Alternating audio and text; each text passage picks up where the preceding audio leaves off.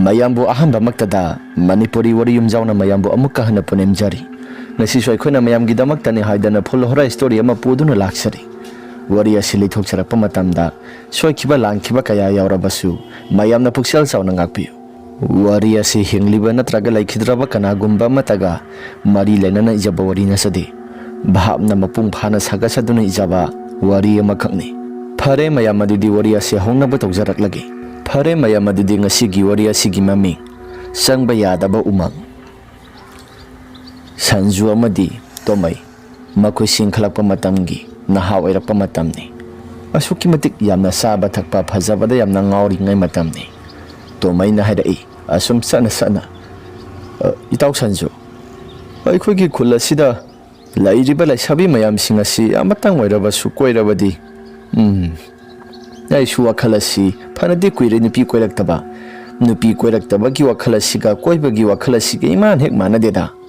tomai gi wafam aduda sanju na haidai asi yare da nangsu mamang thaki matamda nang hana koirambu nupi disu nangbu yamna nungsijabani adubu nangdi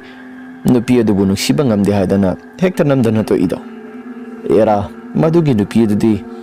makoksu khara saida ngangna sakna banaga yadriba isawda sawriba ye nangsu sawini bunga nangsu gapti onthone heman khraba nupi duda gap tawraga koire aduga kona thangda nupi ado yaraktraka matamdana nangsu panghai dajili ya panghai hajimba nati asengbani tasena madugi nupi do madi aidi hainadi ado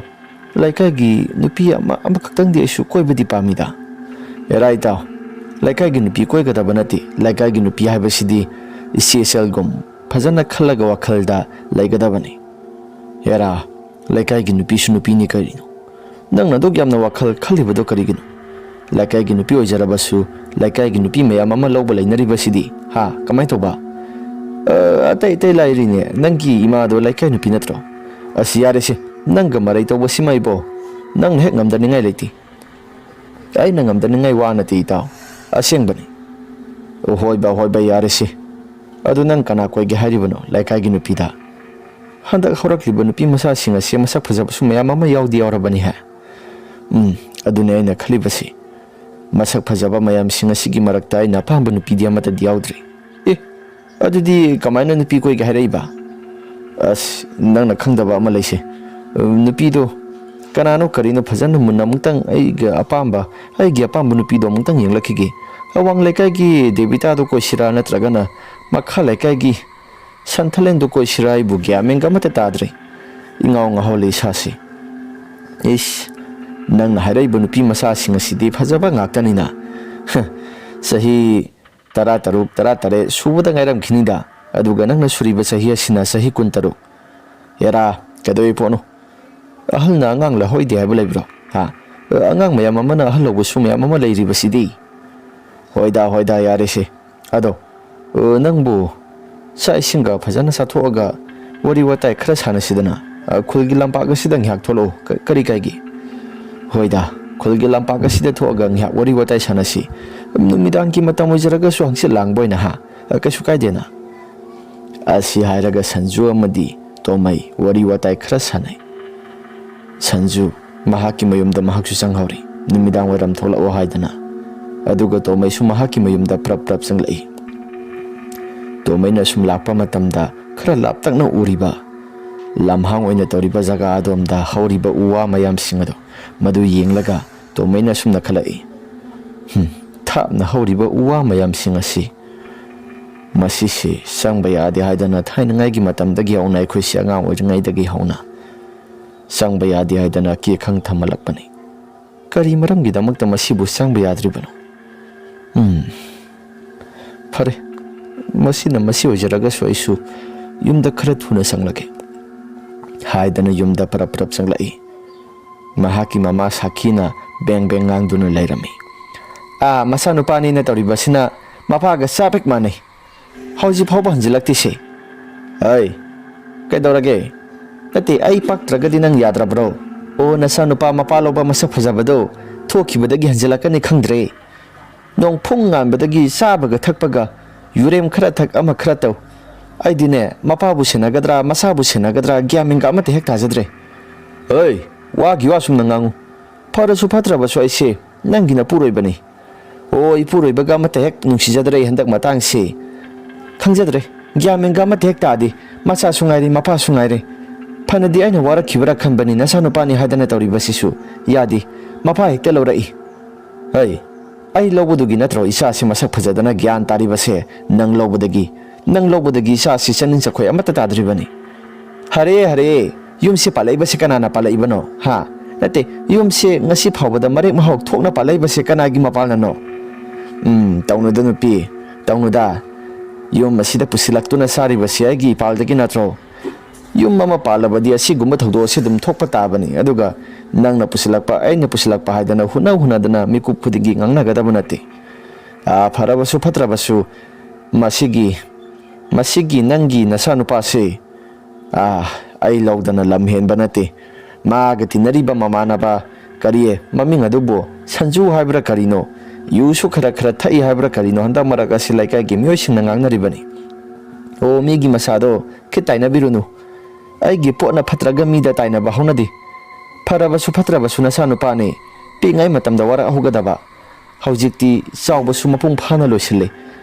ꯂꯣꯏꯒꯗꯕ ꯍꯥꯏꯕꯕు ꯃꯇꯨ ꯃꯆꯥ ꯊꯤꯗꯕ ꯑꯁꯤ ꯈꯛꯇ ꯉꯥꯏꯔꯕꯅꯤ ꯃꯇꯨ ꯃꯆꯥ ꯊꯤꯅꯕ ꯍꯣꯠꯅꯔꯕꯁꯨ ꯅꯆꯥꯅꯨꯄꯥꯅꯤ ꯍꯥꯏꯗꯅ ꯇꯧꯔꯤꯕꯁꯦ ꯅꯨꯄꯤꯁꯨ ꯑꯃꯠꯇ ꯀꯣꯏꯗꯕ ꯃꯥꯜꯂꯤ ꯑꯁ ꯈꯪꯗꯦ ꯅꯨꯄꯤ ꯀꯣꯏꯔꯤꯕ꯭ꯔꯥ ꯅꯨꯄꯥ ꯀꯣꯏꯔꯤꯕ꯭ꯔꯥ ꯒ꯭ꯌꯥꯟ ꯃꯦꯟꯒ ꯑꯃꯠꯇ ꯇꯥꯗꯦ ꯍꯩ ꯅꯨꯄꯤ ꯀꯣꯏꯅꯕ ꯍꯣꯠꯅꯧ ꯍꯥꯏꯌꯨ ꯅꯨꯄꯤ ꯀꯣꯏꯔꯀꯥꯟ ꯅꯨꯄꯤ ꯊꯤꯔꯀꯥꯟ ꯃꯇꯝꯗ ꯃꯍꯥꯛꯅ ꯉꯥꯎꯔꯤꯕ ꯃꯌꯥꯝ ꯑꯁꯦ ꯒ꯭ꯌꯥꯟ ꯇꯥꯔꯛꯀꯗꯣꯔꯤꯕꯅꯤ ꯃꯣꯏ ꯕꯕꯥ ꯍꯥꯏꯁꯨ ꯍꯥꯏꯕꯅꯤ ꯅꯨꯄꯤ ꯑꯉꯥꯡ ꯊꯤꯍꯟꯕ ꯌꯥꯗꯤ ꯌꯥꯔꯕꯅꯤ ꯑꯗꯨꯕꯨ ꯅꯨꯄꯤ ꯑꯉꯥꯡ ꯊꯤꯔꯦ ꯀꯥꯏꯅ ꯉꯥꯎꯕ ꯐꯅꯕ ꯍꯥꯏꯗꯅ ꯇꯧꯕ ꯊꯕꯛ ꯑꯁꯤ ꯑꯩꯗꯤ ꯀꯌꯥ ꯄꯥꯝꯖꯗꯦꯀꯣ ꯑꯋꯥꯡ ꯂꯩꯀꯥꯏꯒꯤ ꯏꯅꯦ ꯕꯍꯤ ꯑꯗꯨꯁꯨ ꯃꯍꯥꯛꯀꯤ ꯃꯆꯥꯅꯨꯄꯥꯗꯨ ꯅꯝꯕꯔ 4 ꯀꯥꯞꯇꯅ ꯍꯦꯛꯇ ꯒ꯭ꯌꯥꯟ ꯇꯥꯗꯕ ꯃꯈꯩ ꯇꯧꯔꯝꯃꯤ ꯄꯣꯠꯅꯤ ꯑꯗꯨꯒ ꯅꯨꯄꯤ ꯑꯉꯥꯡ ꯑꯁꯤ ꯍꯦꯛꯇ ꯊꯤꯔꯨꯕ ꯃꯇꯝꯗ ꯑꯃꯨꯛꯀ ꯍꯦꯟꯅ ꯁꯥꯊꯤꯈꯤꯗꯅ ꯅꯨꯄꯤ ꯑꯉꯥꯡꯒ ꯑꯃꯠꯇ ꯈꯥꯡꯕ ꯂꯥꯛꯄ ꯉꯝꯗꯕ ꯃꯈꯩ ꯃꯄꯥꯝꯗ ꯍꯜꯂꯒ ꯆꯠꯈꯤꯕꯗꯨꯅꯤ ꯏꯍꯦ ꯃꯣꯏꯅ ꯑꯗꯨꯅꯤꯗꯅ ꯑꯩꯒꯤ ꯏꯆꯥꯁꯤꯗꯤ ꯅꯝꯕꯔ 4 ꯃꯛꯇꯤ ꯀꯥꯞꯇꯦꯗꯅ ꯅꯆꯥꯅꯨꯄꯥ ꯅꯝꯕꯔ 4 ꯀꯥꯞꯇꯕ ꯁꯛ ꯐꯖꯕꯁꯤ ꯀꯅꯥꯅ ꯈꯪꯕ ꯏꯇꯥꯎ ꯇꯦꯁ ꯇꯧꯔꯨꯁꯤ ꯍꯥꯏꯗꯅ ꯑꯃꯨꯛ ꯇꯧꯈꯠꯂꯛꯑꯕꯗꯤ ꯑꯁ ꯑꯩꯗꯤ ꯌꯥꯝꯅ ꯇꯜꯂꯤꯀꯣ ꯅꯪꯅ ꯈꯜꯂꯤꯗꯣ ꯂꯥꯟꯗꯦ ꯍꯥꯏꯕꯁꯨ ꯂꯥꯜꯂꯦ ꯍꯥꯏꯕꯁꯨ ꯑꯩꯗꯤ ꯏꯁꯥꯁꯤ ꯍꯥꯏꯕꯁꯨ ꯉꯝꯗꯦ ꯇꯧꯕꯇꯕꯨ ꯃꯇꯨ ꯊꯤꯔꯀꯥꯟ ꯃꯇꯝꯗ ꯒ꯭ꯌꯥꯟ ꯇꯥꯕꯁꯨ ꯀꯣꯡꯒꯥꯏ ꯑꯃ ꯂꯩꯔꯤꯕꯅꯤ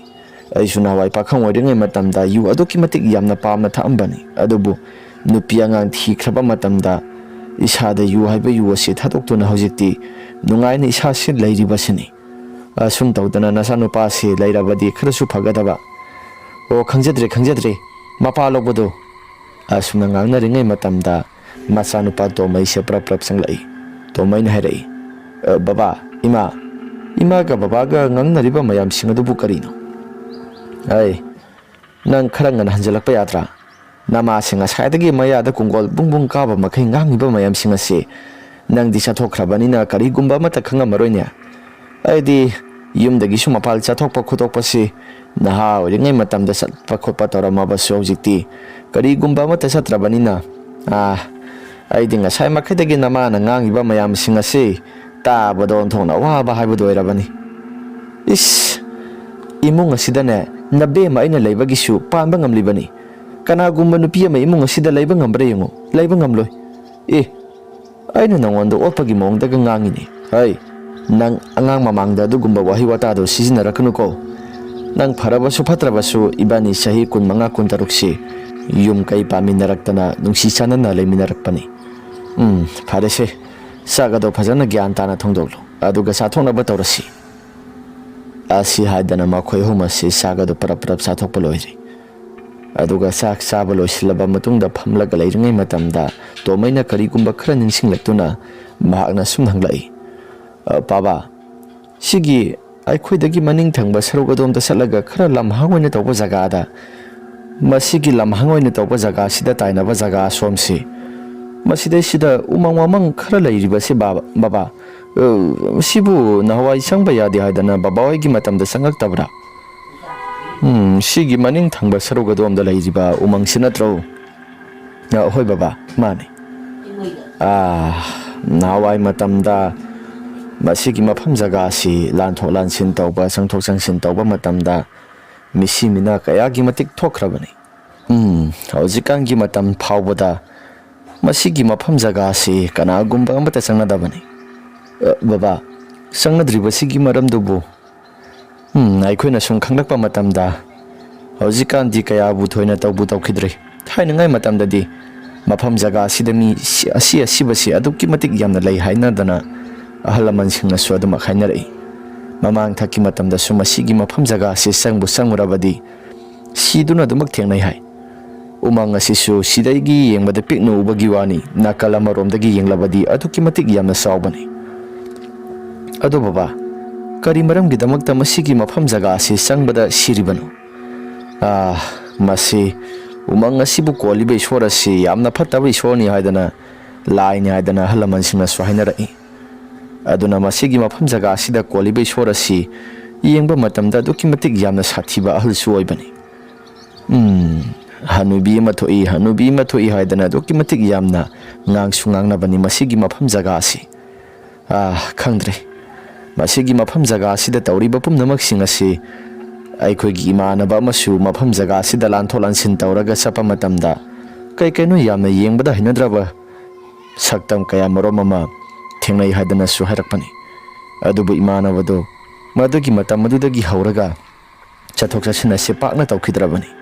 ꯃꯇꯝ ꯀꯨꯏꯅ ꯁꯥꯡꯅ ꯃꯍꯥꯛꯀꯤ ꯃꯁꯥꯁꯤ ꯑꯅꯥ ꯂꯥꯏꯑꯣꯡ ꯈꯪꯗꯅ ꯐꯅ ꯀꯨꯏꯅ ꯅꯥꯔꯨꯔꯕ ꯃꯇꯨꯡꯗ ꯃꯥꯏꯕ ꯃꯌꯥꯝ ꯆꯪꯗꯨꯅ ꯌꯦꯡꯂꯕ ꯃꯇꯝꯗ ꯀꯩꯁꯨ ꯊꯣꯏꯗꯣꯛꯄ ꯇꯧꯈꯤꯗ꯭ꯔꯕꯅꯤ ꯑꯁꯨꯝꯅ ꯋꯥꯔꯤꯁꯤꯡ ꯑꯁꯤ ꯇꯥꯔꯛꯄ ꯃꯇꯝꯗ ꯇꯣꯃꯩ ꯃꯍꯥꯛꯀꯤ ꯃꯁꯥꯗ ꯋꯥꯈꯜꯗꯁꯨ ꯖꯥꯠ ꯈꯜꯂꯛꯏ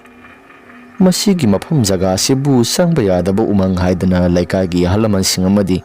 ꯑꯀꯣꯏꯕꯗ ꯇꯥꯔꯤꯕ ꯈꯨꯜ ꯑꯁꯤꯒꯤ ꯃꯤꯑꯣꯏ ꯄꯨꯝꯅꯃꯛꯁꯤꯡꯅ ꯃꯌꯥꯝ ꯑꯁꯤ ꯊꯣꯟꯅꯔꯤꯕꯅꯤ ꯑꯗꯨꯕꯨ ꯃꯐꯝ ꯖꯒꯥ ꯑꯁꯤꯗ ꯆꯪꯕ ꯌꯥꯗꯕ ꯍꯥꯏꯗꯅ ꯊꯣꯟꯅꯔꯤꯕ ꯃꯌꯥꯝ ꯑꯁꯤꯕꯨ ꯑꯩꯗꯤ ꯏꯁꯥꯁꯤ ꯑꯣꯟꯊꯣꯛꯅꯁꯨ ꯇꯟꯈ꯭ꯔꯦꯗ ꯅꯣꯡꯃ ꯅꯠꯇ꯭ꯔꯒ ꯅꯣꯡꯃꯗꯤ ꯑꯩꯁꯨ ꯆꯪꯂꯒ ꯌꯦꯡꯕ ꯍꯥꯏꯕꯗꯨꯅꯤ ꯐꯔꯦ ꯃꯁꯤꯒꯤ ꯃꯐꯝ ꯖꯒꯥꯁꯤ ꯍꯧꯖꯤꯛꯀꯥꯟꯒꯤ ꯃꯇꯝꯗꯗꯤ ꯂꯥꯏꯒꯤ ꯇꯤꯟꯒꯤ ꯑꯃ ꯁꯥꯏꯟꯁꯀꯤ ꯖꯨꯛ ꯆꯥꯎꯈꯠꯂꯛꯂꯕꯅꯤꯅ ꯀꯌꯥꯁꯨ ꯊꯣꯏꯅ ꯑꯩꯒꯤ ꯏꯁꯥꯗ ꯊꯥꯖꯕꯁꯨ ꯇꯧꯗꯦꯗ ꯐꯔꯦ ꯑꯁꯤ ꯍꯥꯏꯔꯒ ꯋꯥꯈꯜ ꯈꯜꯂꯒ ꯃꯍꯥꯛꯁꯨ ꯍꯥꯏꯕꯗꯤ ꯇꯣꯃꯩꯗꯣ ꯑꯗꯨꯃꯛ ꯇꯨꯝꯕ ꯆꯪꯈ꯭ꯔꯦ ꯅꯣꯡꯉꯥꯜꯂꯕ ꯃꯇꯝꯗ ꯃꯃꯥꯟꯅꯕ ꯁꯟꯖꯨꯒ ꯋꯥꯔꯤ ꯋꯥꯇꯥꯏ ꯈꯔ ꯁꯥꯟꯅꯩ ꯁꯟꯖꯨꯅ ꯍꯥꯏꯔꯛꯏ ꯏꯇꯥꯎ ꯅꯪꯅ ꯂꯩꯀꯥꯏ ꯅꯨꯄꯤ ꯀꯣꯏꯒꯦ ꯍꯥꯏꯔꯤꯕꯗꯣ ꯒꯥꯔꯤ ꯑꯃꯗꯤ ꯂꯩꯗꯕ ꯌꯥꯔꯣꯏꯗꯧꯔꯤ ꯒꯥꯔꯤ ꯑꯃ ꯂꯩꯔꯒ ꯅꯪꯁꯨ ꯂꯩꯀꯥꯏ ꯅꯨꯄꯤ ꯑꯁꯤꯒꯤ ꯃꯃꯥꯡꯗ ꯒꯞ ꯈꯔ ꯇꯧꯔꯒ ꯅꯪꯅ ꯄꯥꯝꯃꯤꯕ ꯅꯨꯄꯤ ꯑꯁꯤꯒꯤ ꯃꯃꯥꯡꯗ ꯑꯃ ꯅꯠꯇ꯭ꯔꯒ ꯑꯃꯗꯤ ꯀꯣꯏꯕ ꯌꯥꯅꯕ ꯀꯩꯅꯣ ꯈꯔ ꯇꯧꯕꯅꯗꯤ ꯐꯔꯣꯏꯗ꯭ꯔꯣ ꯍꯣꯏꯅꯤ ꯏꯇꯥꯎ ꯃꯗꯨꯁꯨ ꯆꯨꯝꯃꯤ ꯑꯗꯨꯗ ꯑꯩꯅ ꯂꯩꯔꯤꯕ ꯀꯟꯗꯤꯁꯟ ꯑꯁꯤꯗꯤ ꯕꯕꯥꯒ ꯏꯃꯥꯒꯅ ꯒꯥꯔꯤ ꯃꯆꯥ ꯂꯩꯌꯨ ꯍꯥꯏꯕꯗꯨꯕꯨ ꯌꯥꯔꯛꯀꯗ꯭ꯔꯣ ꯍꯦꯔꯥ ꯏꯇꯥꯎ ꯅꯔꯜ ꯍꯥꯏꯔꯦ ꯀꯩꯁꯨ ꯊꯣꯏꯅ ꯋꯥꯠꯄ ꯅꯠꯇꯦ ꯅꯪꯕꯨ ꯑꯗꯨꯛ ꯌꯥꯝꯅ ꯋꯥꯈꯜ ꯍꯟꯊꯅ ꯈꯜꯂꯤꯕꯗꯨ ꯀꯔꯤꯒꯤꯅꯣ ꯍꯣꯏꯗꯍꯦ ꯕꯕꯥꯒ ꯏꯃꯥꯒꯗ ꯂꯩꯌꯨ ꯍꯥꯏꯗꯅ ꯉꯥꯡꯉꯒ ꯂꯣꯏꯔꯦ ꯑꯁꯤ ꯍꯥꯏꯗꯅ ꯇꯣꯃꯩ ꯃꯄꯥ ꯃꯃꯥꯒꯤ ꯃꯅꯥꯛꯇ ꯄ꯭ꯔꯞ ꯂꯥꯛꯂꯦ ꯅꯨꯃꯤꯗꯥꯡꯒꯤ ꯃꯇꯝ ꯑꯗꯨꯗ ꯇꯣꯃꯩꯅ ꯍꯥꯏꯔꯛꯏ ꯕꯕꯥ ꯍꯣꯏꯅ ꯑꯩꯁꯤ ꯅꯨꯄꯤ ꯀꯣꯏꯌꯣ ꯍꯥꯏꯕꯗꯣ ꯅꯨꯄꯤ ꯑꯗꯣ ꯀꯣꯏꯔꯒꯦ ꯅꯨꯄꯤ ꯂꯩꯔꯦ ꯇꯧꯕꯇꯕꯨ ꯃꯈꯥ ꯁꯥꯡꯊꯅ ꯅꯨꯄꯤ ꯑꯁꯤ ꯀꯣꯏꯕ ꯌꯥꯅꯕ ꯑꯩꯗꯤ ꯒꯥꯔꯤ ꯃꯆꯥꯁꯨ ꯑꯃꯠꯇ ꯊꯧꯗꯦꯗꯣ ꯕꯕꯥꯒ ꯏꯃꯥꯒꯅ ꯇꯧꯔꯒ ꯒꯥꯔꯤ ꯃꯆꯥꯁꯤ ꯑꯃꯨꯛꯇꯪꯗꯤ ꯂꯩꯕꯤꯌꯨꯕ ꯀꯔꯤꯒꯤ ꯒꯥꯔꯤꯅꯣ ꯂꯩꯀꯥꯏ ꯅꯨꯄꯤ ꯀꯣꯏꯕꯗꯕꯨ ꯀꯔꯤ ꯆꯪꯒꯦ ꯕꯕꯥ ꯀꯣꯏꯕ ꯂꯥꯡꯕ ꯍꯥꯏꯕ ꯑꯃꯁꯨ ꯂꯩ ꯕꯕꯥꯒ ꯏꯃꯥꯒꯅ ꯀꯔꯤꯒꯨꯝꯕ ꯑꯃꯠꯇ ꯈꯪꯁꯨ ꯈꯪꯗꯅ ꯀꯔꯤꯒꯨꯝꯕ ꯑꯃꯠꯇ ꯈꯪꯗꯕ ꯅꯠꯇꯦ ꯍꯧꯖꯤꯛꯀꯥꯟꯒꯤ ꯄꯥꯈꯪ ꯃꯆꯥꯁꯤꯡ ꯂꯩꯁꯥꯕꯤ ꯃꯆꯥꯁꯤꯡ ꯑꯁꯤꯅ ꯀꯣꯏꯕ ꯂꯥꯡꯕ ꯌꯥꯅꯕ ꯍꯥꯏꯗꯅ ꯃꯄꯥ ꯃꯃꯥꯗꯒꯤ ꯒꯥꯔꯤ ꯊꯥꯎ ꯍꯥꯅꯕ ꯁꯦꯜ ꯐꯥꯎꯕ ꯊꯣꯛꯇꯕ ꯃꯈꯣꯏꯅ ꯒꯥꯔꯤ ꯂꯩꯌꯣ ꯍꯥꯏꯔꯒ ꯃꯗꯨꯗꯒꯤ ꯍꯥꯟꯒꯗꯧꯔꯤꯕ ꯊꯥꯎꯁꯤꯡ ꯑꯗꯨꯅ ꯃꯁꯥꯒꯤ ꯄꯣꯀꯦꯠꯇꯒꯤ ꯍꯥꯜꯂꯔꯣꯏꯗꯣ ꯃꯃꯥ ꯃꯄꯥꯁꯤꯡꯗꯒꯤ ꯅꯤꯔꯒ ꯍꯥꯟꯕꯗꯣ ꯃꯗꯨ ꯑꯩ ꯄꯥꯝꯗꯦ ꯆꯠꯂꯣ ꯒꯥꯔꯤ ꯂꯩꯌꯣ ꯍꯥꯏꯔꯕꯗꯤ ꯊꯕꯛ ꯁꯨꯕ ꯅꯣꯝꯕ ꯌꯥꯝꯅ ꯀꯟꯅ ꯇꯧꯔꯒ ꯅꯪꯁꯨ ꯄꯩꯁꯥ ꯇꯥꯅꯕ ꯌꯥꯝꯅ ꯀꯟꯅ ꯍꯣꯠꯅꯧ ꯑꯗꯨꯒ ꯄꯩꯁꯥ ꯇꯥꯟꯕꯗꯣ ꯃꯥꯏ ꯄꯥꯛꯅ ꯉꯝꯂꯕ ꯃꯇꯝ ꯈꯛꯇꯗ ꯅꯪ ꯅꯁꯥꯒꯤ ꯒꯥꯔꯤ ꯂꯩꯖꯧ ꯕꯕꯥꯒ ꯏꯃꯥꯒ ꯑꯗꯨꯛ ꯍꯛꯅ ꯋꯥ ꯉꯥꯡꯕꯗꯨꯁꯨ ꯑꯩꯗꯤ ꯑꯣꯟꯊꯣꯛꯅꯁꯨ ꯄꯥꯝꯖꯈꯤꯗ꯭ꯔꯦꯗ ꯐꯔꯕꯁꯨ ꯐꯠꯇ꯭ꯔꯕꯁꯨ ꯏꯃꯨꯡ ꯑꯁꯤꯗ ꯅꯆꯥꯅꯨꯄꯥꯁꯦ ꯑꯩ ꯏꯊꯟꯇ ꯈꯛꯇ ꯅꯠꯇ꯭ꯔꯥ ꯏꯆꯥ ꯅꯨꯄꯥ ꯅꯊꯟꯇꯅꯤ ꯈꯪꯉꯤ ꯇꯧꯕꯇꯕꯨ ꯅꯪꯅ ꯍꯥꯏꯔꯛꯏꯕ ꯊꯕꯛ ꯃꯌꯥꯝꯁꯤꯡ ꯑꯗꯨꯗꯤ ꯑꯐꯕ ꯊꯕꯛ ꯂꯧ ꯕꯕꯥ ꯒꯥꯔꯤ ꯂꯩꯕ ꯍꯥꯏꯕꯁꯤ ꯒꯥꯔꯤ ꯂꯩꯔꯕꯗꯤ ꯍꯌꯦꯡꯋꯥꯏ ꯊꯕꯛ ꯏꯪꯈꯥꯡ ꯆꯠꯊꯣꯛ ꯈꯣꯠꯇꯣꯛꯄ ꯇꯧꯕ ꯃꯇꯝꯗꯁꯨ ꯕꯕꯥꯒ ꯏꯃꯥꯒ ꯑꯊꯨ ꯑꯀꯥꯏ ꯃꯇꯝꯗꯁꯨ ꯌꯥꯝꯅ ꯃꯇꯦꯡ ꯄꯥꯡꯒꯗꯧꯔꯤꯕꯅꯤ Ibunga mateng pangbodo pamjadre khara leiraga mateng pangbodo adum laksarasani as baba khara leiraga tawba yaroi kedawbage ai baba ke magana harbe in ai na hariba pum namak singa si harbe indragadi ai mafam khangdana mang kisani baba ai mangira mangoira paisa laiti hauzik madugi matam nate nang pharaba su phatraba su na sase mapum mari phana saurabani paisa nung sa manghan ta andana thakpi chabi tawdi sarokpadi namanaba mayam singna paisa tan basatuna thaba ingkhang subonomba tawriba mayam singa se masi yenglaga nangsu makhoigi matung illaga paisa tangge ba wakhaldo khallaga nangsu paisa nung sa thona ba honajo chalo namanaba mayam singna ikaidana tawriba mayam singa sinang namaidu ikaidro as baba aina ngasadagi hariba mayam singa si baba di amata thajadra male aina ngangiba saiba mayam singa si amata slogbidrabanina phare ai ngasi aba numit asidagi ai yumdagi hanjila aro ai chakrage asi hairaga kapning tawraga karigumba posak amata haiba matamda yade haibagi matagum na tomaido aduma makhong thangdoktuna sakre tomaina tawriba mong mataw singa si uba matamda mama sakina is karino nasano pa sida kay keno khra haibiribase as yamankre pi ngai matamdagi shongna adum ninga chakri phatana lakpani aduga sauraklaba matam phawbada adum tawi hare mapana pi ngai matamda nasano pa sina haiba khudimakta mapana ilai laga lakpa natro haujiti kari sare ai nangwene sai sarakani mana ikhang khangogdana gari layo hairei basi nangna insilakpra ha nate nangna insilakpra haibanida as yare ko taningdi aina kadai dagin singadoribano ma gaiga wari sanaba matam su phangdana adu oiragadi mamanaba kanana insilakpa oigadoriba ngasi aingonda gari layo haidana yamna kanna nganglamba sidi kanagumba amanadi swadana insilakpa oiresya asi haidana adum khanduna lehawre samjayado asumna wakhal khallaga lakpa maramna tomayado mahaki masasi mahi hoba makai saurabane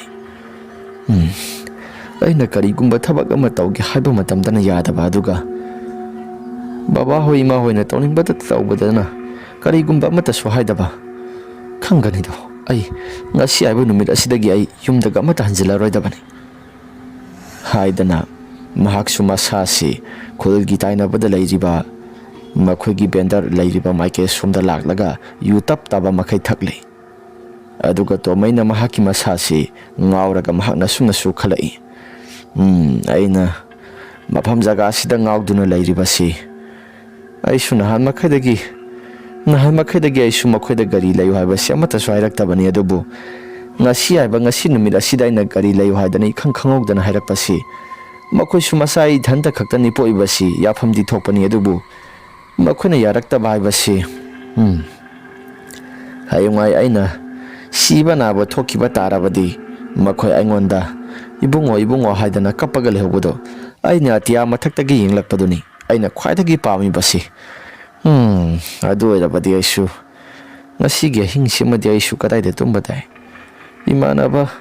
imanaba sanjoida changsilaga situmgi harubasu isasi kai phare thokpa marai laksarasni asi hairaga tomayado maphamarang khangdana do makchali asumnang haktang lairaba matungda tomai mahaki konthongdagi lapno uriba maning thangba saruk adomda lapno uriba mahaki mamangmakta uriba umangado madu yengna tomaina suna sairai masigi umang asinatra sangba yadena khullaikagi miyoising hainaribado amukta busanglaga yenglugene khudong thiningai ngata wai haidana khullaikagi miyoising sangba kinaribani adabu mafam jaga asi sanglaga yengluge kari karamba khudong thiba thoibano haibudo amukta sangsilaga isu yengluge asi haidana tomayado mahaksu umang lairiba maike somda yaurakli umang lairiba maike somda hek lakpa matamda nong asisu khangmang silai tomaina ngasai makhadi nong asi kasu thoidokpa tawdana lairamlaga haujing ngihaktangi mamangda nong asi imang mangsilaklaga nong churakturi ba haibaduro natraga sasilakpagi sanga kanuna sakina uli ba haibaduro Hindi filamgi mongdaga yam tawsile yam yeningdi asi hairaga tomai ado aduma prap prap lakli sangba yadaba umang asigi mapa asi hek yorokpa matamda manam nungsiba hainam lainam mayam ama namba horakle tomai mahaki masasi lainam madugi maike domdo kadomdano hairaga namdana lakli lainam madugi maike domda mahaki masasi namlaga lakpa matam maduda tomai na hairai hainam lainam sidi onthona su nungsikreda kadomdagi lakpa lainam no sibo onthona su kabok laigi manam su mali aduga onthona nungsikreda is manam sidi haidana lainam adu namlaga lakpa maramna umang adugi manung phawu yoksilakli umang adugi manung de hek sanglakpa matamda tomai mahaki masasi ingawi thakali tomai na is umang asi kanagumba miwe khrana sangba phati laigi ama lambi ngawba khopa tawi haidana mayamna hainariba singado aidi ngasi sangabani ko adu boygi sasi kasu thudokpa amata tawdana nungaina leiriba sini phare umang asi sangdaba su kuinarabanina mayamna mafam jaga se kai kai legi habado ahingi matam oijaraba soina mayam asina khangdabanina isu khangnaba mutangdi tawge phare umang asida isu prap sangage asi haidanu umang da prap sangsile umang dugi manung hek yoksilapa matamda tomaina umang asigi makha thangba maike somda oigadoribra so thonasu umang asi chawkhreda adubu umang asi kanagumba mata sangba ngamde hainaribanina aisu umang asi ahanba sangba aina ngamba misakaibadu oiramanida asi haidana tomaina leiringai matamda tungthangba sarugodomda sa kai mayam amana koisen sienbagi makhol ama taba horakpani maduda tomaina hai sa kai mayam ama koisen sienbagi makhol ama taraklibasi aibu isasi sa kai mayam amana sielibasigi marakta Apitang isasi sangsilaga yengsira yengdabana phagaduribra phare aisu umang asigi manungda sangsilaklabanina khara seksin sajina laiba haibadu madi mathau tabra khalida phare asi hadana tomaina leiringai matamda athapadagi maikhu mayam ama thoraklaga tomaigi masapu mapungkupta kupsilaga maikhu mayam singaduna puma mektamam silakle maduda tomaina kadai waidagi pairakpa maikhuno aigi sasi loin hekta pungkup kupsilaga puma hekta mamkhri maikhu ase puma hekta mamlabani naisu mafam jaga se kaino madi tawreda maikhu ase su thokpham di amata thoktabani adubu maikhu tholaiba jaga sibu aibu asi hairaga leiringai matamda athapadagi nupi ama yamna kana laurakpagi khonjel ama tarai nupi asisu aibu kanbiyo aibu amukta kanbiyo haidana yamna kana laurakpani tomaina athapadagi nupi amana yamna kana lauraiba sibu kanano nupi asi khudong thiba soidana nanglamba yare ai amuktang changsilaga thiruge natragadi nupi masa se soidana mathawai mangkhiba tare asi hairaga prap sanglaga tomaina kana nupi masa ama leibra haidana koiko kogduna yengba horakle adubu nupi masa ado nakal amaromda muk mahaki laubagi khonjela si thomaba matungda nakal amaromda muk yamna kana lauduna mafamarang amata khangdaba makhai tomaigi nakal thangba sarugodomda muk sumu kappa laubagi khonjela si taba horakpani maduda tomaina kainoda nupi amana yamna kana aigi nakal thangba sarugo somsida muksu kappa laubagi khonjela aduga mukna nakal thangba sarugo somsida muksu kappa laubagi khonjel adumna sum tawrakliba sibu kari mata langono sibu asion thokpanida asi haidana tomaina leiringai matamda mahaki nakal thangba sarugodomda pu masagi manam masi aduki matik yamna namba horakpani tomaina apu masagi manam singasi namba horakpa matamda tomaina manam masidi onthona sunam thikreda manam masibu kadomdagino haidana tomaido mahaki masado manamadu namla namlag adumak lakpa matamda umang adugi sup nang mamlaba maike som thangba saruk makha thangba maike rom doirami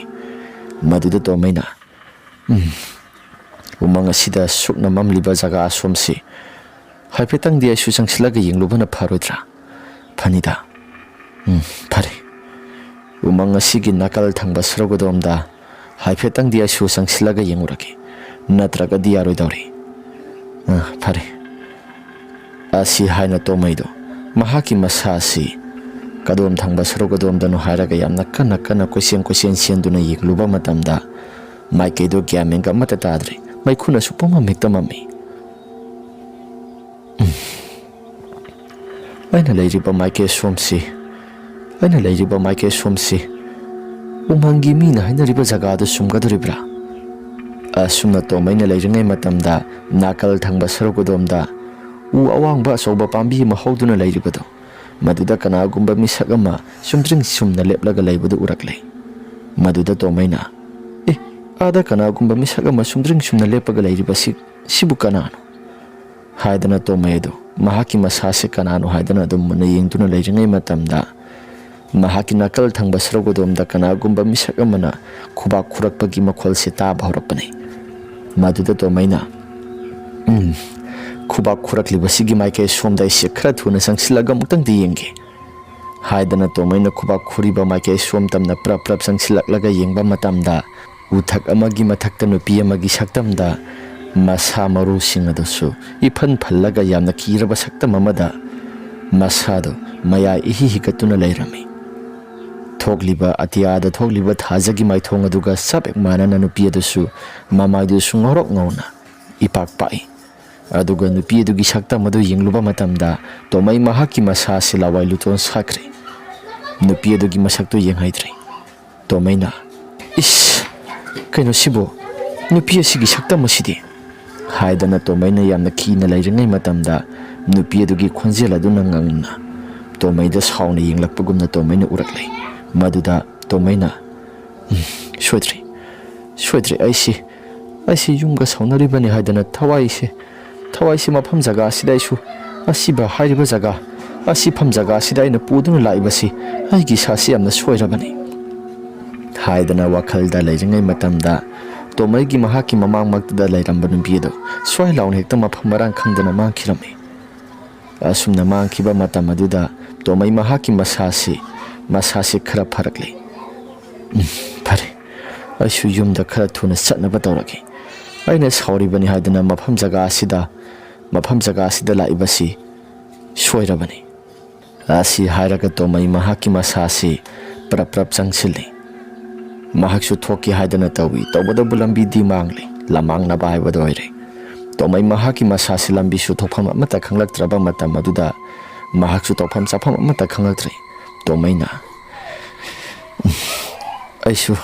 mafam jaga asida thawai mangba tarabra mafam jaga asi misu kana gumba amata sangnaba ngamdi haidana babaga imaga na yamna kana haijabado aidi mafam jaga asida heksang thore mafam jaga asi haina mafam jaga asi aisu lamhenba masa moirubani na si sangsin thore mafam jaga asi aisu sangba matamda khara khajik khudong chadaba mayoknaraba haibado aisu amani mafam jaga asida isi kari nungi changsin jarubano haibado ai sasi yorkle asum tauna tomai mafam marang khangdana leidana semba matamda arapadagi nupi amana yamna kana nokpagi makholgumna dumak tarakle tomaina athapadagi nokliba nangbu kanano aigi sasi tawpham chafam amata khangdre asumna leiringai matamda nupi amagi khonjelda yamna kana isai ngangbagumna isai sakpagi makhol se taba horakpani makhol singdo hek taba horakpa matamda tomai mahaki masasi aduki matik yamna pakhalakle tomaina soidri mafam jaga sidai ai thawai mangba soidri asumna tomai mahaki masasi wakhalwana leiringai matamda tung thangba srogo somsida kana gumba misak amana sagol thawbagi makholgumna makhol ama hongna taba horakpani maduda tomaina Sagol thawbagi makhol ama yamna kana taraklibasi kadom thangba sarukdagino onthona pharak takreda haidana tomaina leiringai matamda nupi amagi khonjelda ibung aigi thawai samukta kanbiyo haidana yamna kana laurakpani maduda tomaina kanano sibo nangbu kanano arapadagi aigi thawai kanbiyo haidana yamna kana lauriba nangbu kanano haidana tomaina hanglami maduda tomaigi mahaki masasi aigi sasi mafam jaga si mina hainaba jaga mina hainariba jaga nupi thoi haidana hainaribasi masi chumba tai masi karigumba aigi sasi oknaba thoklabadi khudung sadaba mayam ama thengnagadoribani soidri khulai kai gi halaman singa sanganu haidana hainariba jaga asomsi ai isasi yamna pakhat bhaibadu airi asumna tomai mahaki masasi lairingai kana duda tungthangba sarogodom-dagi nupa amana tomai gi mahaki masasida pairak-laga mahaki matung thangba sarogo somsida yamna kana lauksilakle tomai mahaki masasi yamna kana lauraga mahaksu mamang thangba maike somda yamna kana siali adubu tomai ni senjarabasu mahaki masasi kadai dana sialibano haibado gyamenga amata taba sanati tomai na palefam khangdana koisen sialiba haibaduni aina sialibani haidana toribasi aina sialibasibu kadomdano ai yumsi amna nungsirakle asi haidana tomai mahaki masasi khong amada dum tumina phamaga lairami asomdana mama sakina tabro mapa nasado hanjilaktre amutang thiminarusiba ai sigi sijaba hanjinjaraksani maraina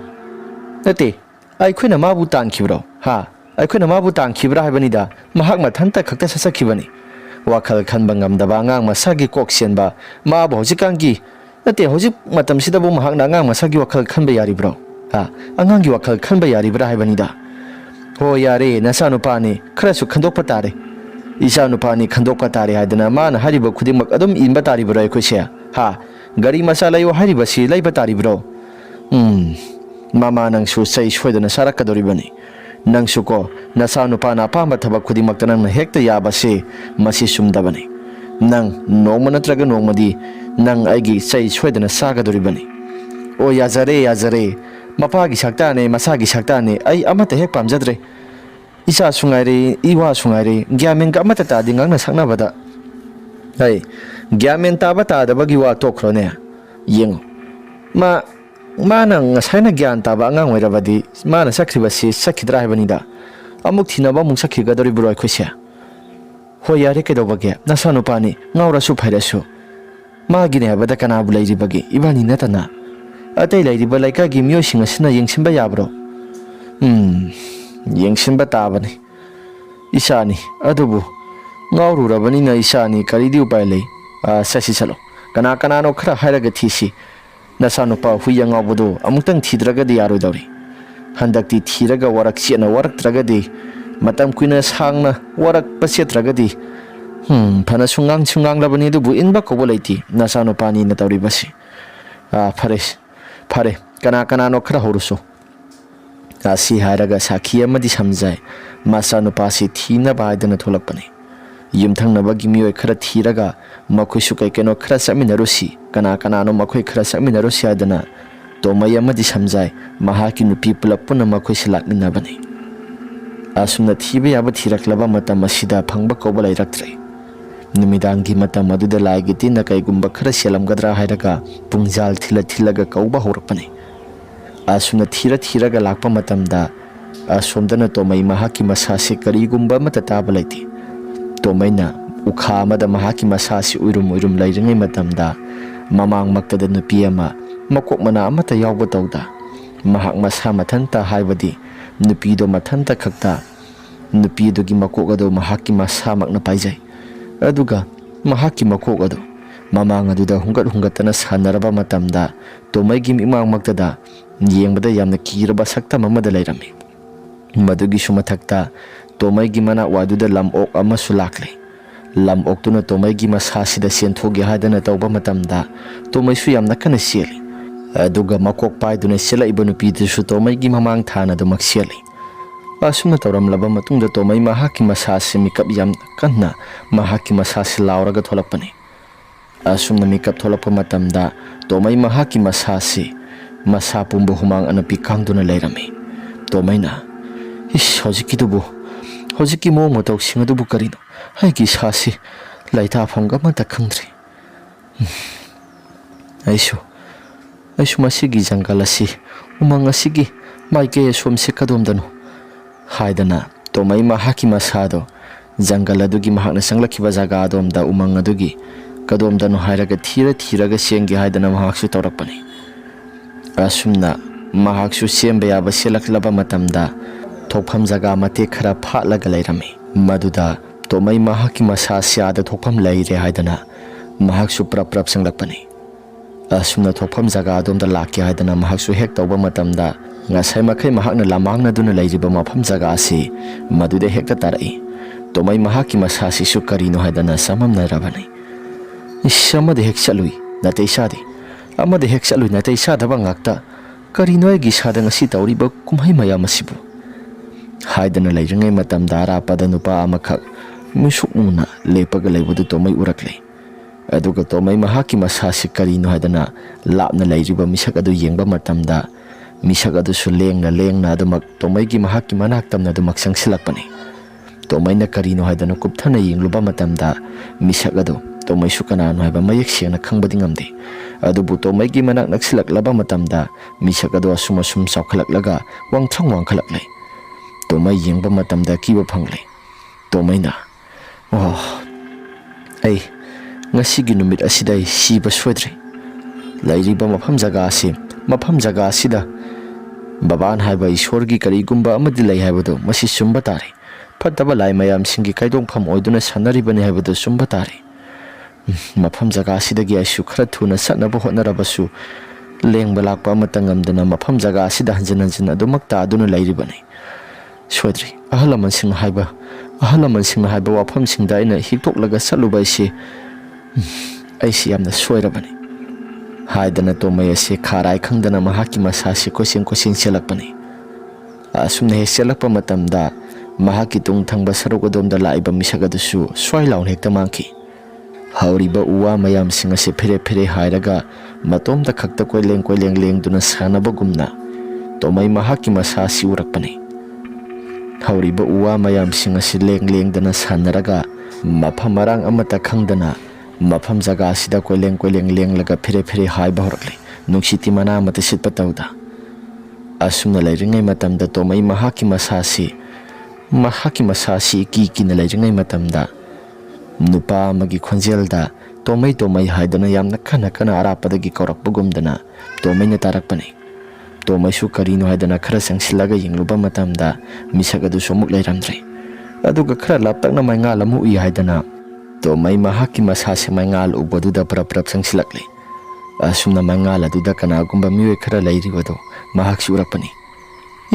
ꯑꯥꯗ ꯀꯅꯥꯒꯨꯝꯕ ꯃꯤꯑꯣꯏ ꯈꯔ ꯃꯩ ꯇꯤꯛꯂꯒ ꯂꯩꯔꯤꯕꯁꯤ ꯑꯁꯤꯕꯨ ꯀꯔꯤꯅꯣ? ꯎꯃꯪ ꯃꯅꯨꯡ ꯑꯣꯏꯕꯁꯤꯗ ꯃꯩ ꯇꯤꯛꯇꯨꯅ ꯂꯩꯔꯤꯕ ꯖꯥꯠꯅꯤ꯫ ꯐꯔꯦ, ꯑꯗꯨ ꯑꯣꯏꯔꯒꯗꯤ ꯑꯩꯁꯨ ꯃꯈꯣꯏꯅ ꯂꯩꯔꯤꯕꯁꯤꯒꯤ ꯃꯥꯏꯀꯩ ꯁꯣꯝꯗ ꯑꯩꯁꯤ ꯆꯪꯁꯤꯜꯂꯒ ꯃꯩ ꯇꯤꯛꯂꯒ ꯉꯥꯏꯍꯥꯛꯇꯪ ꯋꯥꯔꯤ ꯋꯥꯇꯥꯏ ꯁꯥꯟꯅꯕ ꯍꯥꯏꯕꯗꯨꯅꯤ꯫ ꯎꯃꯪ ꯑꯁꯤꯗ ꯁꯤꯡ ꯈꯥꯏꯕ ꯂꯥꯛꯏꯕ ꯃꯤꯑꯣꯏꯁꯤꯡ ꯑꯣꯏꯔꯤꯕ꯭ꯔꯥ ꯅꯠꯇ꯭ꯔꯒꯅ ꯀꯔꯤꯅꯣ? ꯑꯁꯨꯝꯅ ꯇꯣꯃꯩ ꯃꯍꯥꯛꯀꯤ ꯃꯁꯥꯁꯤ ꯈꯔ ꯈꯟꯖꯥꯟꯅꯗꯨꯅ ꯂꯩꯔꯤꯉꯩ ꯃꯇꯝꯗ ꯇꯣꯃꯩ ꯃꯍꯥꯛꯀꯤ ꯃꯁꯥꯁꯤꯁꯨ ꯃꯌꯥꯝꯅ ꯃꯩ ꯇꯤꯛꯅꯔꯤꯕ ꯖꯒꯥ ꯑꯗꯣꯝꯗ ꯄ꯭ꯔꯞ ꯂꯥꯛꯄꯅꯤ꯫ ꯑꯁꯨꯝꯅ ꯂꯥꯛꯄ ꯃꯇꯝ ꯑꯗꯨꯗ ꯇꯣꯃꯩ ꯃꯍꯥꯛꯀꯤ ꯃꯁꯥꯁꯤ ꯀꯔꯤꯅꯣ ꯍꯥꯏꯕ ꯒ꯭ꯌꯥꯟ ꯃꯦꯟꯒ ꯑꯃꯠꯇ ꯇꯥꯗꯕ ꯃꯈꯩ ꯃꯈꯣꯏ ꯃꯤꯑꯣꯏꯕ ꯉꯥꯛꯇꯅꯤ ꯍꯥꯏꯔꯒ ꯋꯥꯈꯜ ꯈꯜꯂꯒ ꯂꯩꯔꯤꯉꯩ ꯃꯇꯝꯗꯅꯤ ꯃꯩ ꯇꯤꯛꯂꯒ ꯂꯩꯔꯤꯕ ꯃꯤꯑꯣꯏꯁꯤꯡ ꯑꯁꯤ ꯃꯔꯣꯟ ꯃꯔꯤꯁꯨ ꯑꯃꯠꯇ ꯈꯪꯗꯕ ꯋꯥꯉꯥꯡ ꯁꯉꯥꯡ ꯃꯌꯥꯝ ꯑꯃ ꯉꯥꯡꯅꯔꯤꯕꯅꯤ꯫ ꯑꯁꯨꯝꯅ ꯂꯩꯔꯤꯉꯩ ꯃꯇꯝꯗ ꯇꯣꯃꯩꯅ ꯈꯨꯔꯥ ꯍꯣꯏꯕꯨ ꯀꯔꯤ ꯂꯝꯗꯒꯤ? ꯂꯩꯔꯤꯕ ꯃꯤꯑꯣꯏꯁꯤꯡ ꯑꯗꯨꯁꯨ ꯑꯍꯜ ꯉꯥꯛꯇꯅꯤ꯫ ꯇꯣꯃꯩꯅ ꯑꯗꯨꯝꯅ ꯍꯦꯛ ꯋꯥ ꯉꯥꯡꯂꯛꯄ ꯃꯇꯝꯗ ꯃꯤꯑꯣꯏꯕꯒꯤ ꯁꯛꯁꯨ ꯑꯣꯏꯅ ꯉꯁꯥꯏ ꯃꯈꯩ ꯃꯄꯣꯞ ꯀꯥꯏꯗꯕ ꯃꯈꯩ ꯂꯩꯔꯝꯕꯗꯨꯁꯨ ꯇꯣꯃꯩꯅ ꯌꯦꯡꯁꯤꯜꯂꯨꯕ ꯃꯇꯝꯗ ꯃꯈꯣꯏꯁꯤꯡ ꯑꯗꯨ ꯃꯁꯛ ꯃꯁꯥꯁꯤꯡꯗꯣ ꯑꯃꯠꯇ ꯂꯧꯐꯝ ꯈꯪꯗꯅ ꯃꯃꯥꯏ ꯃꯃꯤꯠꯁꯤꯡ ꯑꯗꯨ ꯃꯄꯣꯞ ꯂꯣꯏꯅ ꯀꯥꯏꯔꯒ ꯂꯩꯔꯝꯃꯤ꯫ ꯑꯁꯨꯝꯅ ꯇꯧꯔꯤꯕ ꯃꯑꯣꯡ ꯃꯇꯧꯁꯤꯡ ꯑꯁꯤꯗ ꯇꯣꯃꯩ ꯃꯍꯥꯛꯀꯤ ꯃꯁꯥꯁꯤ ꯃꯤꯍꯨꯜ ꯏꯊꯛ ꯊꯛꯀꯠꯂꯒ ꯃꯅꯤꯡ ꯈꯔ ꯍꯜꯂꯤ꯫ ꯑꯗꯨꯕꯨ ꯃꯤꯁꯛꯁꯤꯡ ꯑꯗꯨꯗꯤ ꯇꯣꯃꯩꯗ ꯑꯁꯨꯝ ꯑꯣꯟꯁꯤꯜꯂꯛꯂꯒ ꯃꯌꯥꯁꯤ ꯏꯍꯤ ꯍꯤꯒꯠꯄ ꯃꯈꯩ ꯂꯩꯔꯝꯃꯤ꯫ ꯑꯁꯨꯝꯅ ꯃꯌꯥ ꯍꯤꯒꯠꯅ ꯌꯦꯡꯂꯛꯄ ꯃꯇꯝ ꯑꯗꯨꯗ ꯇꯣꯃꯩ ꯃꯍꯥꯛꯀꯤ ꯃꯁꯥꯁꯤ ꯌꯥꯝꯅ ꯀꯟꯅ ꯂꯥꯎꯔꯒ ꯃꯍꯥꯛꯁꯨ ꯃꯅꯤꯡ ꯈꯔ ꯍꯜꯂꯒ ꯃꯍꯥꯛꯁꯨ ꯑꯗꯨꯃꯛ ꯆꯠꯂꯤ꯫ ꯑꯁꯨꯝꯅ ꯆꯠꯂꯕ ꯃꯇꯝ ꯑꯗꯨꯗ ꯃꯈꯣꯏ ꯃꯤꯁꯛ ꯑꯍꯨꯝ ꯑꯗꯨꯁꯨ ꯐꯨꯛ ꯐꯨꯛ ꯍꯧꯒꯠꯂꯛꯂꯤ꯫ ꯑꯗꯨꯒ ꯇꯣꯃꯩꯒꯤ ꯃꯍꯥꯛꯀꯤ ꯃꯁꯥ ꯇꯝꯅ ꯑꯗꯨꯃꯛ ꯆꯪꯂꯛꯂꯕ ꯃꯇꯝꯗ ꯇꯣꯃꯩ ꯃꯍꯥꯛꯀꯤ ꯃꯁꯥꯁꯤ ꯌꯥꯝꯅ ꯄꯥꯈꯠꯅ ꯇꯣꯃꯩꯁꯨ ꯃꯍꯥꯛꯀꯤ ꯃꯁꯥꯁꯤ ꯃꯅꯤꯡ ꯍꯜꯂꯒ ꯑꯗꯨꯃꯛ ꯆꯠꯄꯅꯤ꯫ ꯑꯗꯨꯕꯨ ꯃꯈꯣꯡ ꯃꯈꯨꯠ ꯄꯥꯏꯔꯒ ꯖꯪꯒꯜ ꯑꯗꯨꯗ ꯂꯩꯔꯤꯕ ꯃꯤꯑꯣꯏ ꯑꯍꯨꯝ ꯑꯗꯨꯁꯨ ꯃꯤꯑꯣꯏ ꯑꯃꯠꯇ ꯅꯠꯂꯝꯗ꯭ꯔꯦ꯫ ꯃꯐꯝ ꯑꯁꯤꯗ ꯁꯤꯕ ꯅꯥꯕ ꯊꯣꯛꯇꯨꯅ ꯂꯩꯈꯤꯗ꯭ꯔꯕ ꯊꯋꯥꯏ ꯉꯥꯛꯇꯅꯤ꯫ ꯑꯁꯨꯝꯅ ꯃꯈꯣꯏꯁꯨ ꯃꯐꯝ ꯃꯔꯥꯡ ꯈꯪꯗꯅ ꯍꯦꯛ ꯃꯥꯡꯈꯤꯕ ꯃꯇꯝ ꯑꯗꯨꯗ ꯇꯣꯃꯩ ꯃꯍꯥꯛꯀꯤ ꯃꯁꯥꯁꯤ ꯁ꯭ꯋꯥꯏ ꯂꯥꯎꯔꯒ ꯃꯍꯥꯛꯁꯨ ꯌꯥꯝꯅ ꯀꯟꯅ ꯂꯥꯎꯔꯒ ꯆꯦꯜꯂꯛꯄꯅꯤ꯫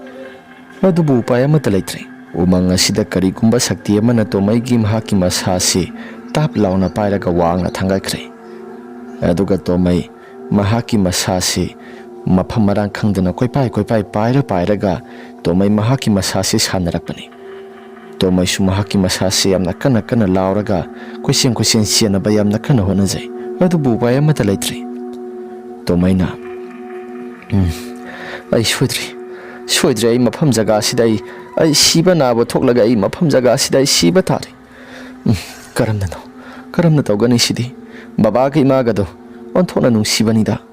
ꯃꯁꯥꯏꯕꯨ ꯀꯗꯥꯏꯗ ꯁꯣꯏꯈꯤꯒꯗꯒꯦ ꯍꯥꯏꯔꯒ ꯀꯣꯏꯆꯦꯟ ꯁꯦꯟꯅꯕꯗꯣ꯫ ꯑꯩꯒꯤ ꯏꯅꯥꯛꯇ ꯕꯕꯥꯒ ꯏꯃꯥꯒ ꯂꯩꯇ꯭ꯔꯕ ꯃꯇꯝ ꯑꯁꯤꯗ ꯑꯩꯁꯨ ꯏꯁꯥꯁꯤ ꯀꯔꯝ ꯊꯣꯛꯑꯒꯕ ꯑꯩꯒꯤ ꯂꯥꯏꯕꯛ ꯑꯁꯤ ꯍꯥꯏꯔꯒ ꯇꯣꯃꯩ ꯑꯗꯨ ꯃꯍꯥꯛꯀꯤ ꯃꯁꯥꯗ ꯀꯞꯄꯛꯏ꯫ ꯑꯁꯨꯝꯅ ꯖꯪꯒꯜ ꯑꯁꯤꯗ ꯂꯩꯔꯤꯕ ꯊꯋꯥꯏ ꯃꯌꯥꯝꯁꯤꯡ ꯑꯗꯨꯁꯨ ꯇꯣꯃꯩꯒꯤ ꯃꯍꯥꯛꯀꯤ ꯃꯁꯥ ꯇꯝꯅ ꯂꯣꯏꯅ ꯍꯦꯛꯇ ꯑꯣꯝꯁꯤꯟꯅꯔꯛꯂꯒ ꯇꯣꯃꯩꯒꯤ ꯃꯍꯥꯛꯀꯤ ꯃꯁꯥꯁꯤ ꯃꯆꯦꯠ ꯁꯦꯠꯂꯒ ꯆꯥꯔꯅꯤ ꯍꯥꯏꯗꯅ ꯑꯣꯝꯁꯤꯟꯅꯔꯛꯄꯅꯤ꯫ ꯑꯁꯨꯝꯅ ꯂꯩꯔꯤꯉꯩ ꯃꯇꯝꯗ ꯇꯣꯃꯩ ꯃꯍꯥꯛꯀꯤ ꯃꯁꯥꯁꯤ ꯌꯥꯝꯅ ꯀꯟꯅ ꯂꯥꯎꯔꯛꯏ, ꯏꯃꯥ ꯍꯥꯏꯗꯅ꯫ ꯑꯗꯨꯕꯨ ꯀꯅꯥꯒꯨꯝꯕ ꯑꯃꯠꯇꯁꯨ ꯇꯥꯕꯤꯈꯤꯗ꯭ꯔꯕ ꯃꯇꯝ ꯑꯗꯨꯗ ꯇꯣꯃꯩ ꯃꯍꯥꯛꯀꯤ ꯃꯁꯥꯁꯤ ꯀꯟꯕꯤꯅꯕ ꯀꯅꯥꯒꯨꯝꯕ ꯑꯃꯠꯇ ꯂꯩꯇ꯭ꯔꯦ ꯈꯜꯂꯒ ꯃꯍꯥꯛꯁꯨ ꯑꯗꯨꯝ ꯇꯨꯃꯤꯟꯅ ꯂꯩꯔꯛꯏ꯫ ꯑꯁꯨꯝꯅ ꯉꯥꯏꯍꯥꯛꯇꯪꯒꯤ ꯃꯇꯨꯡꯗ ꯖꯪꯒꯜ ꯑꯁꯤꯗ ꯁꯤꯈꯤꯕ ꯍꯥꯏꯕꯗꯤ ꯎꯃꯪ ꯑꯁꯤꯗ ꯁꯤꯈꯤꯕ ꯊꯋꯥꯏ ꯃꯌꯥꯝꯁꯤꯡ ꯑꯗꯣ ꯇꯣꯃꯩꯒꯤ ꯃꯍꯥꯛꯀꯤ ꯃꯁꯥ ꯇꯝꯅ ꯄꯨꯟꯅ ꯆꯪꯁꯤꯟꯃꯤꯟꯅꯔꯛꯂꯒ ꯁꯦꯠꯇꯅ ꯑꯗꯨꯃꯛ ꯆꯥꯈ꯭ꯔꯦ꯫ ꯑꯗꯨꯒ ꯎꯃꯪ ꯑꯁꯤꯗ ꯂꯩꯔꯤꯕ ꯊꯋꯥꯏ ꯃꯌꯥꯝꯁꯤꯡ ꯑꯁꯤꯁꯨ ꯃꯀꯥ ꯂꯥꯝꯅ ꯍꯦꯛꯇ ꯅꯣꯛꯈꯦꯗꯅ ꯇꯧꯔꯒ ꯃꯌꯥꯝ ꯑꯁꯤ ꯑꯁꯤꯕ ꯍꯛꯆꯥꯡ ꯑꯃ ꯆꯥꯕ ꯐꯪꯂꯦ ꯍꯥꯏꯗꯅ ꯎꯃꯪ ꯑꯁꯤꯗ ꯂꯩꯔꯤꯕ ꯊꯋꯥꯏꯁꯤꯡ ꯑꯁꯤ ꯈꯥꯛꯅ ꯅꯣꯛꯄ ꯍꯧꯔꯛꯄꯅꯤ꯫ ꯑꯁꯨꯝ ꯇꯧꯗꯅ ꯅꯣꯡꯉꯥꯟꯂꯕ ꯃꯇꯝ ꯐꯥꯎꯕꯗ ꯇꯣꯃꯩꯒꯤ ꯑꯁꯤꯕ ꯍꯛꯆꯥꯡ ꯑꯁꯤ ꯐꯪꯕ ꯀꯧꯕ ꯂꯩꯇꯕꯅꯤ꯫ ꯃꯃꯥ ꯃꯄꯥꯁꯤꯡꯅꯁꯨ ꯇꯣꯃꯩꯁꯤ ꯁꯤꯔꯦ ꯍꯥꯏꯕ ꯊꯥꯖꯗꯦ꯫ ꯑꯗꯨꯅ ꯇꯣꯃꯩꯁꯤ ꯊꯤꯕ ꯌꯥꯕ ꯊꯤꯔꯕꯁꯨ ꯐꯪꯕ ꯀꯧꯕ ꯂꯩꯔꯛꯇꯕꯗꯨꯗ ꯖꯪꯒꯜ ꯑꯁꯤꯗ ꯍꯦꯛꯇ ꯆꯪꯁꯤꯜꯂꯒ ꯌꯦꯡꯂꯁꯤ ꯍꯥꯏꯗꯅ ꯃꯈꯣꯏ ꯃꯌꯥꯝ ꯑꯁꯤ ꯑꯃꯒ ꯃꯈꯨꯠ ꯁꯝꯅꯗꯨꯅ ꯄꯨꯟꯅ ꯆꯪꯁꯤꯜꯂꯤ꯫ ꯂꯩꯀꯥꯏꯒꯤ ꯃꯥꯏꯕ ꯑꯃꯅ ꯇꯧꯔꯒꯁꯨ ꯃꯈꯣꯏꯁꯤ ꯖꯪꯒꯜ ꯃꯅꯨꯡ ꯑꯁꯤꯗ ꯂꯩꯔꯦ ꯍꯥꯏꯗꯅ ꯊꯤꯕ ꯆꯪꯂꯛꯄꯅꯤ꯫ ꯑꯗꯨꯕꯨ ꯎꯃꯪ ꯃꯅꯨꯡ ꯑꯁꯤꯗ ꯍꯦꯛ ꯆꯪꯕ ꯃꯇꯝꯗ ꯑꯄꯨꯝ ꯑꯁꯥ ꯃꯅꯝ ꯑꯁꯤꯅ ꯍꯦꯛꯇ ꯃꯅꯥꯇꯣꯟꯁꯤꯡ ꯑꯁꯤ ꯃꯦꯟꯁꯤꯟꯅꯕ ꯍꯣꯠꯅꯕ ꯃꯇꯝꯗ ꯌꯥꯝꯅ ꯋꯥꯅ ꯈꯥꯡꯗꯨꯅ ꯃꯈꯣꯏꯁꯤ ꯃꯦꯟꯁꯤꯟꯗꯨꯅ ꯆꯪꯂꯛꯄꯅꯤ꯫ ꯑꯁꯨꯝꯅ ꯈꯔ ꯆꯪꯁꯤꯜꯂꯛꯂꯕ ꯃꯇꯝꯗ ꯇꯣꯃꯩꯒꯤ ꯑꯁꯤꯕ ꯍꯛꯆꯥꯡ ꯑꯁꯤ ꯎ ꯃꯊꯛꯇ ꯊꯦꯠꯂꯒ ꯂꯩꯔꯝꯃꯤ꯫ ꯃꯍꯥꯛꯀꯤ ꯃꯊꯕꯥꯛꯇꯁꯨ ꯎ ꯃꯆꯤꯜ ꯇꯨꯝꯕ ꯄꯣꯠꯁꯛ ꯑꯃꯅ ꯂꯦꯡꯕꯒꯨꯝꯗꯅ ꯃꯍꯥꯛꯀꯤ ꯃꯊꯕꯥꯛ ꯑꯁꯤ ꯂꯦꯡꯁꯤꯜꯂꯒ ꯎꯗ ꯊꯦꯠꯂꯒ ꯂꯩꯔꯝꯕꯅꯤ꯫ ꯇꯧꯔꯤꯕ ꯃꯑꯣꯡ ꯃꯇꯧꯁꯤꯡ ꯑꯁꯤꯗ ꯃꯃꯥ ꯁꯥꯈꯤꯗꯤ ꯑꯣꯟꯊꯣꯛꯅ ꯃꯍꯥꯛꯀꯤ ꯃꯁꯥꯁꯤ ꯀꯧꯔꯒ ꯀꯞꯄ ꯍꯥꯏꯕꯗꯨ ꯑꯣꯏꯔꯦ꯫ ꯑꯁꯨꯝꯅ ꯉꯥꯏꯍꯥꯛꯇꯪꯒꯤ ꯃꯇꯨꯡꯗ ꯇꯣꯃꯩ ꯃꯍꯥꯛꯀꯤ ꯑꯁꯤꯕ ꯍꯛꯆꯥꯡ ꯑꯁꯤ ꯈꯨꯜ ꯂꯩꯀꯥꯏꯒꯤ ꯃꯤꯑꯣꯏꯁꯤꯡꯅ ꯂꯧꯊꯣꯔꯛꯂꯕ ꯃꯇꯝꯗ ꯑꯁꯤꯕ ꯍꯛꯆꯥꯡ ꯑꯁꯤ ꯄꯣꯠꯂꯣꯏꯅꯕ ꯍꯥꯏꯗꯅ ꯃꯈꯣꯏꯁꯨ ꯂꯩꯀꯥꯏꯗꯨ ꯇꯝꯅ ꯄꯨꯔꯛꯄꯅꯤ꯫ ꯑꯁꯨꯝ ꯇꯧꯗꯨꯅ ꯅꯨꯃꯤꯠ ꯑꯁꯤꯗꯒꯤ ꯍꯧꯅ ꯑꯃꯨꯛꯀ ꯍꯟꯅ ꯈꯨꯜ ꯂꯩꯀꯥꯏꯁꯤꯒꯤ ꯃꯤꯑꯣꯏ ꯀꯅꯥꯒꯨꯝꯕ ꯑꯃꯠꯇ ꯃꯐꯝ ꯖꯒꯥ ꯑꯁꯤꯗ ꯆꯪꯕ ꯌꯥꯔꯣꯏ ꯍꯥꯏꯗꯅ ꯑꯊꯤꯡꯕ ꯊꯝꯈ꯭ꯔꯦ꯫ ꯑꯗꯨꯒ ꯎꯃꯪ ꯑꯁꯤ ꯆꯍꯤ ꯈꯨꯗꯤꯡꯒꯤ ꯈꯔ ꯃꯩꯁꯨ ꯑꯃꯨꯛ ꯊꯥꯗꯣꯛꯏ꯫ ꯑꯗꯨꯒ ꯃꯐꯝ ꯖꯒꯥ ꯑꯁꯤꯗ ꯀꯔꯤ ꯃꯔꯝꯒꯤ ꯃꯩ ꯊꯥꯗꯣꯛꯏꯕꯅꯣ ꯍꯥꯏꯕ ꯃꯇꯝꯗ ꯃꯤ ꯆꯪꯈ꯭ꯔꯕꯁꯨ ꯊꯤꯕ ꯂꯥꯏꯅꯕ ꯍꯥꯏꯗꯅ ꯃꯈꯣꯏ ꯃꯌꯥꯝ ꯑꯁꯤ ꯃꯩ ꯊꯥꯗꯣꯛꯇꯨꯅ ꯊꯝꯕꯅꯤ꯫ ꯋꯥꯔꯤ ꯑꯁꯤ ꯃꯇꯥꯡ ꯑꯁꯤꯗ ꯂꯣꯏꯁꯤꯟꯖꯔꯦ꯫ ꯋꯥꯔꯤ ꯑꯁꯤ ꯅꯨꯡꯉꯥꯏꯕꯤꯔꯕꯗꯤ ꯂꯥꯏꯛ ꯑꯃꯗꯤ ꯁꯕꯁꯀ꯭ꯔꯥꯏꯕ ꯁꯤꯌꯔ ꯇꯧꯕꯤꯔꯝꯃꯣ ꯍꯥꯏꯗꯨꯅ ꯍꯥꯏꯖꯔꯤ꯫ ꯐꯔꯦ ꯃꯌꯥꯝ, ꯑꯗꯨꯗꯤ ꯉꯁꯤꯒꯤꯗꯤ ꯃꯇꯥꯡ ꯑꯁꯤꯗ ꯂꯣꯏꯁꯤꯟꯖꯔꯒꯦ꯫ ꯃꯊꯪꯒꯤ ꯋꯥꯔꯤꯗ ꯑꯃꯨꯛ ꯍꯟꯅ ꯊꯦꯡꯅꯔꯁꯤ꯫